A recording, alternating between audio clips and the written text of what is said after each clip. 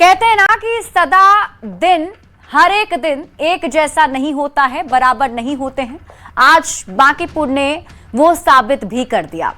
BJP के 30 साल की ऐतिहासिक सीट बांकीपुर विधानसभा उपचुनाव में जनसुराज के प्रशांत किशोर ने 30 दिन के प्रचार प्रसार में पूरा समीकरण ही बदल दिया। जनसुराज का गठन करने के बाद पीके पार्टी के पहले विधायक भी बने हैं और इस जीत के बाद कार्यकर्ताओं में गजब का उत्साह भी है। ये रिपोर्ट देखिए। नहीं हूं, अभी कहानी बाकी है। ये भाजपा के उस अहंकार को तोड़ने का चुनाव है। जय बिहार। भाजपा का हारना तय है। जय बिहार।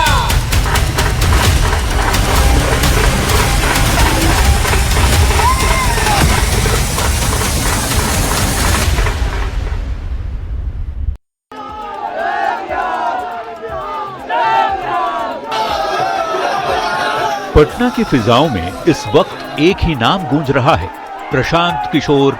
प्रशांत किशोर नारे गूंज रहे हैं, जोश चरम पर है और समर्थकों का दावा है पीके के आगे सब फीके।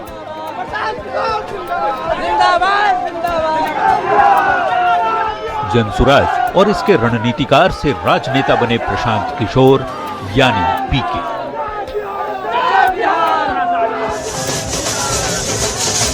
इस जश्न ने जनसुराज कार्यालय को मानो चुनावी उत्सव में बदल दिया। हर तरफ जीत का रंग, हर हाथ में मिठाई, हर जुबान पर बधाई और हर चेहरे पर भरोसे की मुस्कान।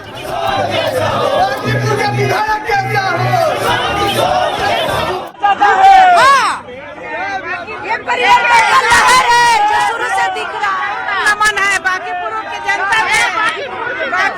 जनता ने प्रशांत जी को जिताया है।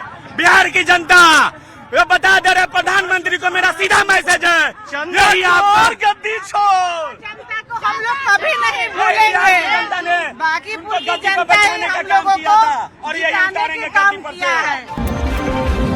उपचुनाव के नतीजों के रुझानों से ही जनसुराज कार्यालय का पारा 7वें आसमान पर पहुंच गया। जो गलियारे कभी सिर्फ चुनावी चर्चाओं से गूंजते थे, आज वो जीत के जश्न, ढोल की थाप और जीत के नारों से थर्रा रहे हैं।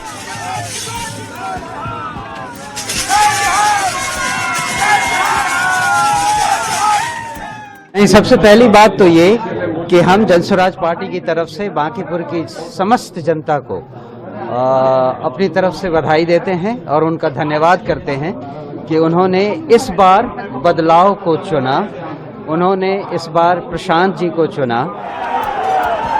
कभी दूसरों की जीत की पटकथा लिखने वाले प्रशांत किशोर ने जब खुद मैदान में उतरने का फैसला किया था, तब सियासी पंडितों ने इसे सिर्फ एक प्रयोग कहा था। लेकिन बांकीपुर के रण ने साबित कर दिया कि ये सिर्फ प्रयोग नहीं, बल्कि बिहार की राजनीति में एक सुनामी है।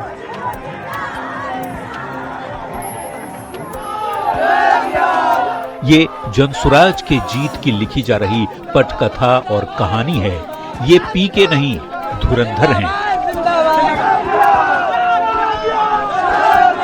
जिसके आगे बड़े बड़े दिग्गज सरेंडर हैं। बांकीपुर की जनता की जीत है। लाइट खोलो। और जैसा कि चुनाव प्रचार के दौरान हम लोगों ने जो बात रखी थी, ये विधायक बनाने का चुनाव नहीं है, ये भाजपा के केंद्रीय नेतृत्व को ये संदेश देने का एक प्रयास है बिहार की जनता के द्वारा। और आज की जीत उसी बात को फिर से मजबूत करने के लिए है कि एनडीए को, भाजपा को लोगों ने जिताया है। अब भाजपा के नेतृत्व की ये जिम्मेवारी है कि किसी ऐसे व्यक्ति को बिहार का मुख्यमंत्री बनाए जो कि बिहार में रोजगार लाए, बिहार में शिक्षा की स्थिति को सुधारे, भ्रष्टाचार कम हो और सबसे बढ़कर पलायन बंद हो। ये सीधा सीधा मैसेज है। 30 बरस का जो गढ़ है वो सिर्फ 30 दिनों में ढह गया।